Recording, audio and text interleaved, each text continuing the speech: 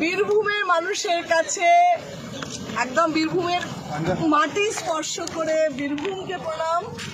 বীরভূমের প্রত্যেকটা ভোটারকে, যারা আমাদের সঙ্গে আছেন যারা নেই তাদের প্রত্যেককে আমাকে 20 বছর থাকার সুযোগ দেওয়ার জন্য আমি কৃতজ্ঞতা জানাচ্ছি।